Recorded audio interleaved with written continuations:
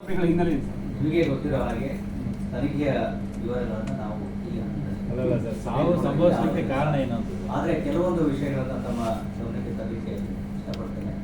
ಮೊದಲನೇದಾಗಿ ಈ ಒಂದು ಪ್ರಕರಣ ಏನಿದೆ ಅದು ಬಯಲಿಗೆ ಬಂದಿರತಕ್ಕಂಥದ್ದು ಅಥವಾ ಬೆಳಕಿಗೆ ಬಂದಿರತಕ್ಕಂಥದ್ದು ಪೊಲೀಸರ ನಿಷ್ಪಕ್ಷಪಾತವಾದಂತಹ ಕರ್ತವ್ಯ ಪ್ರಜ್ಞೆ ಮತ್ತು ಸಮಯ ಪ್ರಜ್ಞೆಯಿಂದ ಆಗಿರ್ತಕ್ಕಂಥದ್ದು. ಒಂದು ವೇಳೆ ಸ್ವಲ್ಪ ಮಟ್ಟಿಗೆ ಹೆಚ್ಚು ಕಮ್ಮಿಯಾಗಿದೆ, ಸ್ವಲ್ಪ ನಿರ್ಲಕ್ಷ್ಯತನವಾಗಿದ್ದರೂ ಕೂಡ ಪ್ರಕರಣ ಸ್ವಲ್ಪ ಸಮಸ್ಯಾತ್ಮಕವಾಗಿ ಆಗ್ತಕ್ಕಂಥ ಸಂಭವವಾಗಿತ್ತು. ಆದರೆ ಪೊಲೀಸ್ ಅಧಿಕಾರಿಗಳು ತಮಗೆ ಗೊತ್ತಿರುವ ಹಾಗೆ ಬಹಳ ಸಮರ್ಪಕವಾಗಿ ಸಮಯ ಪ್ರಜ್ಞೆಯಿಂದ ಕರ್ತವ್ಯ ಪ್ರಜ್ಞೆಯಿಂದ ತ್ವರಿತವಾಗಿ ಅವಶ್ಯ ದಾಖಲಾತಿಗಳನ್ನು ಅಥವಾ ಅವಶ್ಯ ಸಾಕ್ಷಿದ ಆಧಾರಗಳನ್ನು ಬಹಳ ಶೀಘ್ರವಾಗಿ ತೀವ್ರವಾಗಿ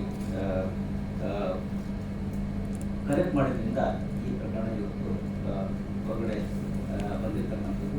ಈಗಾಗಲೇ ಹೇಳಿದಾಗೆ ಪ್ರಕರಣ ಬಹಳ ಗಂಭೀರ ಆಗಿದೆ, ಸೂಕ್ಷ್ಮವಾಗಿದೆ.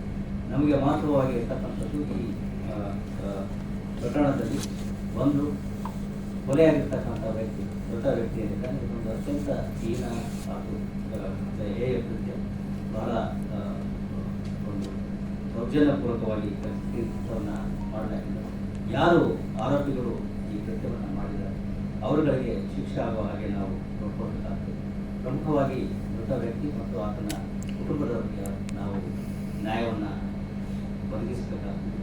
ಆ ಒಂದು ಹಿನ್ನೆಲೆಯಲ್ಲಿ ನಮ್ಮ ಪೊಲೀಸ್ ಅಧಿಕಾರಿ ಮತ್ತು ತಂಡದವರು ಕೆಲಸ ಮಾಡ್ತಾರೆ. ಆ ಹಿನ್ನೆಲೆಯಲ್ಲಿ ಆ ನಿಟ್ಟಿನಲ್ಲಿ ನಾವು ಹೋಗ್ತಾ ಇದ್ದೀವಿ. ಮುಂದೆ ನ್ಯಾಯಾಲಯದಲ್ಲಿ ಈ ಪ್ರಕರಣ ಸಲ್ಲಿಸಿ ವಿಚಾರಣೆಗೊಂಡ ಸಮರ್ಪಕವಾದಂತಹ ಸಾಕ್ಷಿ ಆಧಾರಗಳನ್ನು ಒದಗಿಸಲಿಕ್ಕೆ ನಾವು ಎಲ್ಲ ರೀತಿಯ ಪ್ರಯತ್ನಗಳನ್ನು ಮಾಡ್ತಾ ಇದ್ದೇವೆ.